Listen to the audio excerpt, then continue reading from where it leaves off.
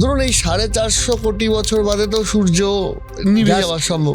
Just শেষ হবে। তাহলে 450 কোটি বছর বা অন্তত 100 কোটি বছরে যদি মানব সভ্যতা টিকে যায়, তখন তো তাকে এই পৃথিবী ছেড়ে বেরোতেই হবে। হ্যাঁ, এর মধ্যে আরো অনেক ঘটনা ঘটবে যেটা আপনি এখনো ফ্যাক্টর আউট করেন না। গত 45 কোটি বছর আপনি যদি হিস্ট্রি দেখেন, পৃথিবীতে 5 বার অন্তত প্রাণী ধ্বংস হয়েছে, প্রায় 96% মতো ধ্বংস হয়েছে। এই যে 45 ইয়ার্স আগে বা 45 কোটি বছর আগে, এই সময় হয়তো আমাদের থেকে বেটার কোনো সিভিলাইজেশন পৃথিবীতে ছিল তা না, সব পাওয়া গেছে। কারা কারা ছিল, এবার কারা কারা সার্ভাইভ করলো আপনাকে বুঝতে হবে। এই যে পৃথিবীতে আপনি নিঃশ্বাস দিচ্ছেন যে অক্সিজেনটা, কারা করেছে?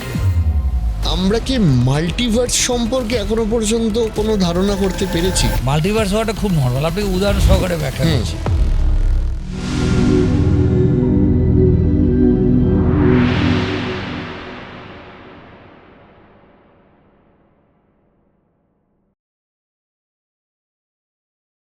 তাহলে স্যার একটা কথা বলুন, মানে যদিও একটা বিশাল সময়ের ব্যাপার, ধরুন এই 450 কোটি বছর বাদে তো সূর্য নিভে যাওয়া সম্ভব, জাস্ট শেষ হবে, হবে, হোয়াইট ডোয়ার্ফে পরিণত হবে। তাহলে 450 কোটি বছর বা অন্তত 100 কোটি বছরে যদি মানব সভ্যতা টিকে যায়, তখন তো তাকে এই পৃথিবী ছেড়ে বেরোতেই হবে, যদি টিকতে পারে তো। না, এর মধ্যে আরো অনেক ঘটনা ঘটবে যেটা আপনি এখনো ফ্যাক্টর আউট করেননি। যেমন মনে করুন, আলফা সেন্টাউরি নিজে আমাদের দিকে এগিয়ে আসছে।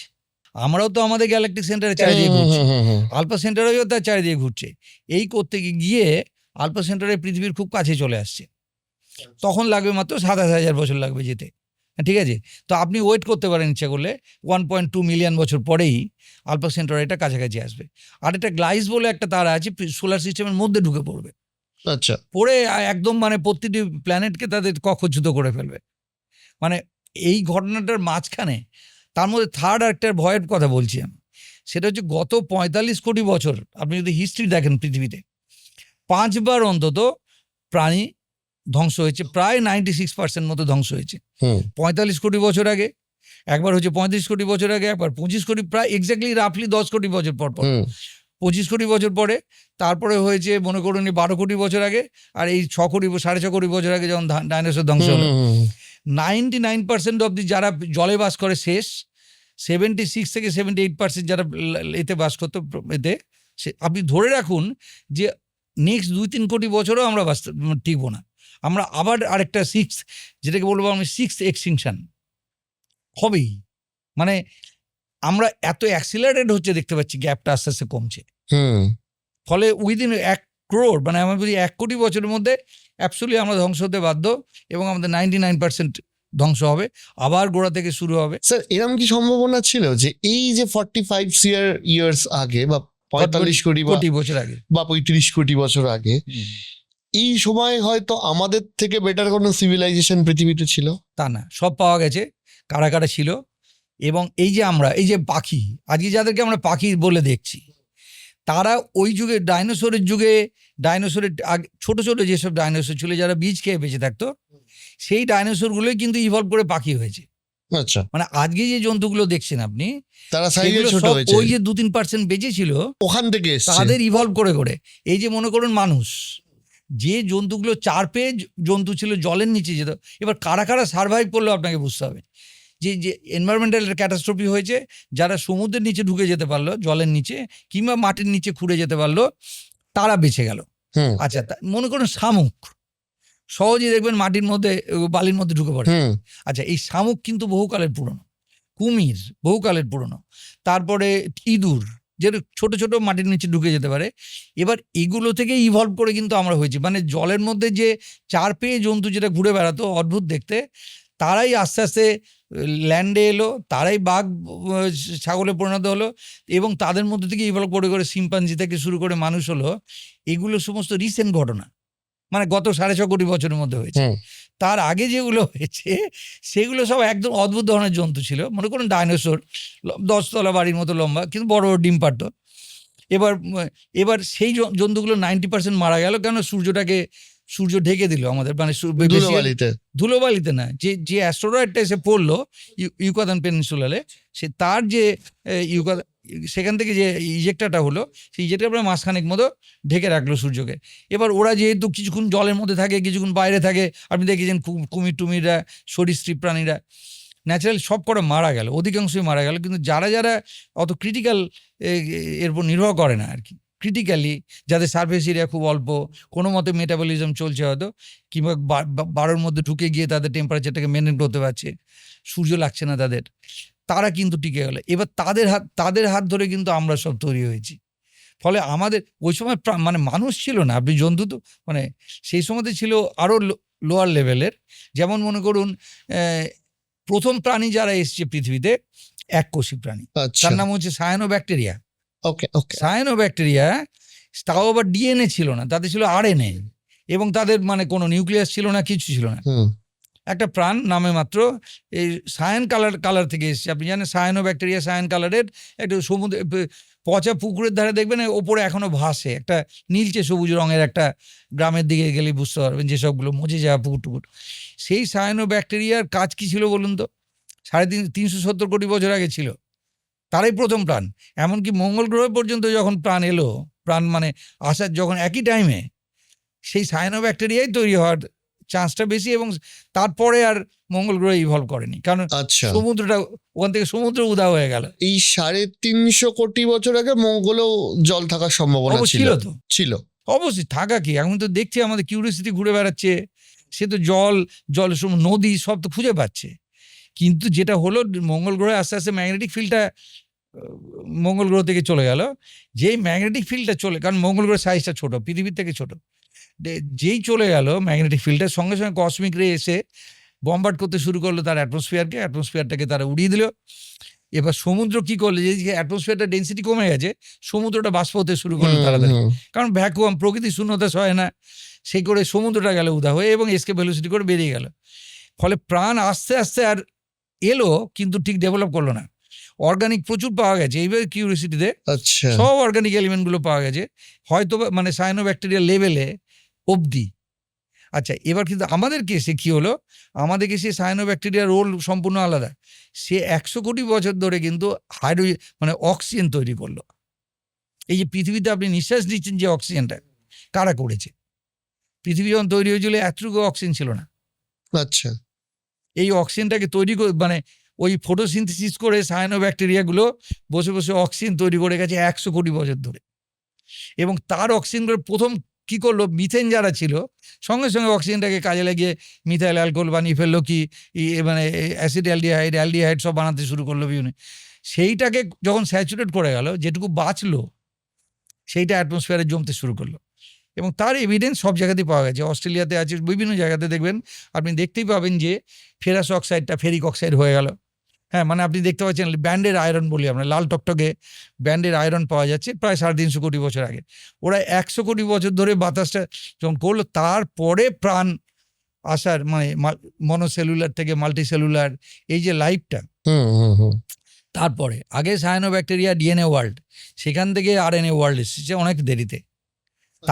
তারপরে বহু কষ্ট করে যখন হলো জন্তু জানোয়ার, এবং অ্যামিবা হলো, যে ক্রিটানয়েড বলি আমরা, তারপরে এক ধরনের ভার্টিব্রা আছে, খুব খুব প্রিমিটিভ কিছু কিছু প্রাণ এখনো বেঁচে আছে। স্যার, আমরা ইউনিভার্সের একটা হচ্ছে অবজারভেবল ইউনিভার্স, আর একটা হচ্ছে আমরা ক্যালকুলেট করে পাচ্ছি যে ইউনিভার্স এতটা বড় হতে পারে। মোটামুটি আমরা কি মাল্টিভার্স সম্পর্কে এখনো পর্যন্ত কোনো ধারণা করতে পেরেছি? মাল্টিভার্স হওয়া খুবই মানে অ্যাবসলিউট নর্মাল। মাল্টিভার্স হওয়াটা খুব নর্মাল। আপনাকে উদাহরণ সহকারে ব্যাখ্যা করছি যে এই ইউনিভার্সটা তো ধরুন এটা নিজেই একটা ব্ল্যাক হোলের মধ্যে হতে পারে। একটু আগে আমি ডিসকাস করেছি কোনো একটা সময়, যে কারণ ব্ল্যাক হোলের যেমন একটা হরাইজন আছে, আমাদেরও ইউনিভার্সের একটা হরাইজন আছে যার বাইরে আমরা দেখতে পাই না। এবার এই ইউনিভার্সের মধ্যে ব্ল্যাক হোল আছে প্রচুর, আমি তো প্রচুর ব্ল্যাক হোল দেখছি। আমাদের মানে আমাদের গ্যালাক্সিতেই সেন্টারে একটা বড় ব্ল্যাক হোল আছে, প্রায় 40 লক্ষ গুণ বড় সূর্যের মাসের তুলনায়।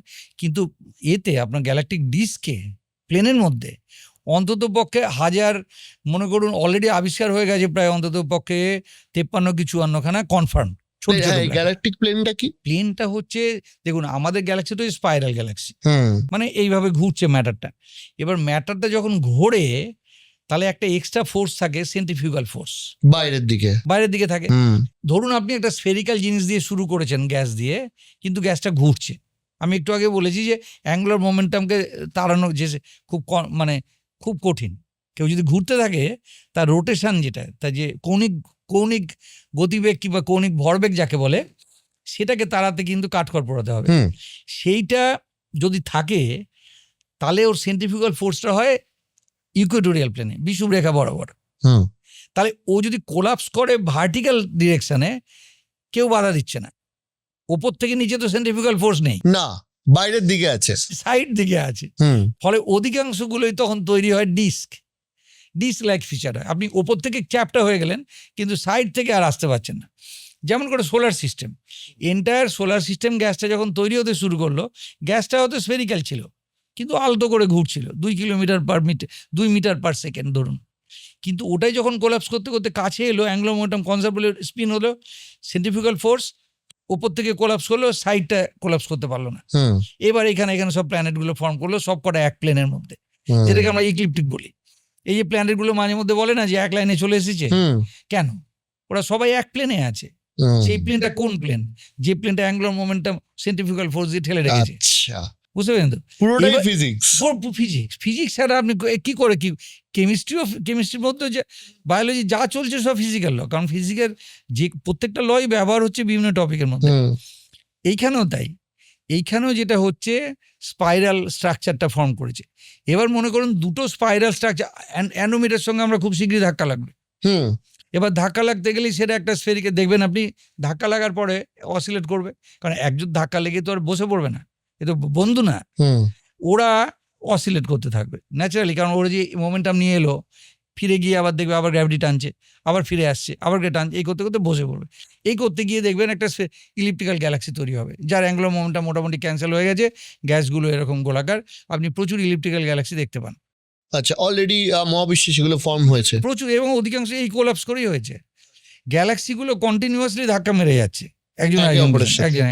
মানে এবং যে এমন গ্যালাক্সি, এমন ব্ল্যাক হোলও পাওয়া গেছে যেটা প্রায় সূর্যের তুলনায় 10⁻11 গুণ মতো ভারী। আমাদেরটা মাত্র 40 লক্ষ গুণ। আমাদের ব্ল্যাক হোল কিছুই না সেখানে। আমাদের যে গ্যালাক্সিটা স্যাজিটেরিয়াস এ স্টার যেটাকে বলি, সেটা মাত্র 40 লক্ষ গুণ ভারী সূর্যের তুলনায়। কিন্তু M87 অন্যান্য যে সিস্টেমগুলো আছে 10⁻11 গুণ ভারী। হুম সেগুলো কোত্থেকে এলো? সেগুলো আপনাকে ওরা মার্জার, একটার পর একটা ব্ল্যাক হোল মার্চ করেছে, মানে গ্র্যাভিটেশন একজন চারিদিকে ঘুরতে ঘুরতে ঘুরতে ঘুরতে মার্চ করেছে, আবার সে আরেকটা সেটের সঙ্গে ঘুরতে ঘুরতে মার্চ করেছে। ফলে ইভেনচুয়ালি যখন ইউনিভার্সটা প্রায় শেষের দিকে, বুঝবেন একটাই মাত্র জাইগান্টিক ব্ল্যাক হোলে পরিণত হবে, কারণ এটাই আমাদের পরিণতি। ব্ল্যাক হোলটা হয়ে যত বড় হবে তারা তত বাজে ভাবে রেডিয়েট করবে। হকিং যেটা বলে গেছে, হকিং রেডিয়েশনের প্রথম থিওরেম হলো মাস যত বাড়বে সে তত কম রেডিয়েট করবে। হুম অর্থাৎ ছোট ছোট ব্ল্যাক হোলগুলো যত ফাস্ট রেডিয়েট করে আউট হয়ে যাচ্ছে, বড় যত হতে শুরু করবে সে আর আউট হওয়ার চেষ্টা করবে না। তাহলে ব্ল্যাক হোলেই কি এই সমস্ত মাস এগুলো গিয়ে কনসেন্ট্রেট হয়ে এগুলো শেষ হচ্ছে?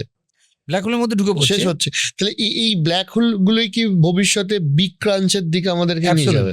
Absolutely. এইগুলোই তো আমরা মানে তো এখানেই শেষ। শেষ বলে কিছু নেই।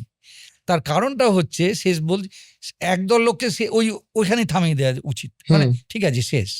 কিন্তু যে আপনি যদি আরেকটু স্টাডি করেন দেখবেন যে প্রেশারটা এত হাই, হুম তো অ্যাকচুয়ালি জিরো ভলিউম বলে কিছু হয় না। কোয়ান্টাম মেকানিক্সে জিরো ভলিউম বলে কিছু হয় না। টেন্স টু জিরো মানে ওর একটা মিনিমাম, যেমন প্ল্যাঙ্ক বলি না আমরা, প্ল্যাঙ্ক লেংথের থেকে কোনো জিনিস ছোট হতে পারে না, প্ল্যাঙ্ক মোমেন্টামের থেকে মোমেন্টাম কম হতে পারে না। সেই জন্য কোয়ান্টাম মানেই তো মানে জাম্প, কন্টিনিউয়াম না। নিউটনিয়ান মেকানিক্স যেমন অ্যালাউ করে কন্টিনিউয়াসলি সব কিছু চেঞ্জ করতে, কোয়ান্টাম মেকানিক্স বলে না, তোমাকে লাফিয়ে লাফিয়ে যেতে হবে। যে কারণে হাইড্রোজেন অ্যাটমের যখন নিলস বোর যে থিওরিটা দিয়েছিল, বলো না এই ইলেকট্রনটা এখানে ঘুরছে, ঠিক আছে, ওকে যদি এক্সাইট করো ও কিন্তু জাম্প দিয়ে ওখানে যাবে, ও যে একটুখানি সরে দাঁড়াবে তা না। নিউটন বলবে বাবা একটু এনার্জি পেয়েছো, একটু সরে দাঁড়া। বোর বলছে না, এনার্জি তোমাকে অতখানিই পেতে হবে এবং তুমি এখান থেকে শুধু ওখানেই যেতে পারবে। এই যে ঘুরছো এখান থেকে ওখানে যেতে পারবে, এখান থেকে ওখানে, এই যে এটাই যে কোয়ান্টামের বেসিক জিনিস, যে আপনাকে জাম্প করে করে যেতে হবে। অর্থাৎ জিরো বলে কিছু নেই, জিরো বলে কিছু নেই, কাজে আপনি আপনি একটা সাইজে আসবেন, প্রেশার আবার বাড়বে, সেই প্রেশার পরে আপনি আবার এক্সপ্যান্ড করতে শুরু করবেন এবং সেটা বিগ ব্যাং বলে, তখন আবার নেক্সট জেনারেশনের মানুষ জন্তুরা সেটাকে তখন বিগ ব্যাং হিসেবে ট্রিট করবে। তাহলে এই মাল্টিভার্সে না, অ্যাবসলিউটলি এটা মাল্টিভার্স না, মাল্টিভার্সটা আরেকটা জিনিস। হুম। মাল্টিভার্সটা হচ্ছে যখন আমাদের ইউনিভার্স এই বিগ ব্যাংটা দিয়ে যখন এক্সপ্যানশনটা হলো, ইউনিভার্সটা একবার এক্সপ্যান্ড করেছে ইনফ্লেশনারি সিনারি বলি আমরা, প্রথম মাইক্রো সেকেন্ড ধরে, প্রথম 1 মাইক্রো সেকেন্ড ধরে 10⁻⁶ সেকেন্ড ধরে ইউনিভার্সটা প্রচণ্ড র্যাপিডলি এক্সপ্যান্ড করেছে। এটাকে বলি আমরা ডিজিটাল ইউনিভার্স, এক্সপোনেনশিয়ালি এক্সপ্যান্ড করেছে। এবার এই সময়তে অন্যান্য ইউনিভার্সও কিন্তু ছিল, সবকটা ইউনিভার্স কিন্তু গাদা গাদা আছে, তারা নিজেরা এক্সপ্যান্ড করে বুদবুদের মতো। আপনি চিন্তা করুন, প্রত্যেকেই একটা করে ইউনিভার্স তৈরি করেছে, হুম অথচ আপনার সঙ্গে ওর কোনো কথাবার্তা নেই। কেননা আপনি যেটুকু জায়গা দেখতে পাওয়ার কথা ব্যাক করলে, জেমস ওয়েব টেলিস্কোপ যেটুকু জায়গা দেখ করার কথা, তার মধ্যে ওই ইউনিভার্সটাকে আপনি দেখতে পাচ্ছেন না। ওকে যদি দেখতে পেতেন তাহলে ও আপনার ইউনিভার্সের অংশ হতো। স্যার, এই কনসেপশনটাও তো হতে পারে যে যেরকম ভাবে প্রতি সেকেন্ডে স্টার ফর্ম হচ্ছে, সেরকম ভাবে ইউনিভার্সের বাইরেও একটা বিশাল এনার্জি ওয়েভলেন্থ রয়েছে, প্রতি মুহূর্তে একটা করে বিগ ব্যাং হচ্ছে, আমাদের থেকে হয়তো কোটি কোটি কোটি কোটি লাইট ইয়ার্স দূরে। দূরে হতে হবে কোনো মানে নেই, পাশেও হতে পারে, কিন্তু আপনি যেটা আমি বলছি যে অবশ্যই আছে, অন্যান্য ইউনিভার্সও আছে। মানে বিগ ব্যাং হয়তো কন্টিনিউয়াস প্রসেস, এটাও কি সম্ভাবনা আছে যে এই যে আমরা কথা বলছি এখনো তো বহু দূর অন্যান্য জায়গাতে আরেক একটা বিগ বিগ ব্যাং হচ্ছে? সেটা তো হচ্ছে, তার কারণ এইবার এক্স্যাক্টলি একই কারণে এইভাবে বললাম আমি, যে এন্টায়ার ইউনিভার্সে যেহেতু শুধু আমাদের জন্য তৈরি হয়নি, হুম সেহেতু এন্টায়ার এনার্জি শুধুমাত্র এই ইউনিভার্সেই থাকতে হবে তার কোনো মানে নেই। হুম ফলে ন্যাচারালি আপনাকে ডেমোক্রেটিক ভাবে ভিউ দেখতে হবে আর কি, যে ইউনিভার্স যখন সৃষ্টি হয়েছিল, মনে করুন বুদবুদের মধ্যে একটা জলের মধ্যে বুদবুদের মধ্যে ফাটছে, গাদা গাদা বুদবুদ আছে, এক একটা বুদবুদ এক একটা ইউনিভার্স তৈরি করছে, হুম এবং তারা কেউই কাউকে কজালি কানেক্টেড না। অর্থাৎ আপনি ওর থেকে ভেলোসিটি অফ লাইটের থেকে বেশি না হলে ও আমার সঙ্গে যোগাযোগ করতে পারছে না। ট্যাকিয়ন যদি থাকতো, হুম ট্যাকিওনিক যদি মুভমেন্ট হতো, কমিউনিকেশন যদি হতো ভেলোসিটি অফ লাইটের থেকে জোরে, তাহলে সেই একমাত্র ওই ইউনিভার্সগুলোকে আপনি দেখতে পেতেন। ফলে মাল্টিভার্স আছে, ইউনিভার্স মানে একটা ইউনিকতা থেকে এসছে, মানে একটা সিঙ্গেল একটা ভার্সন, আর মাল্টি তো অবশ্যই থাকতে পারে।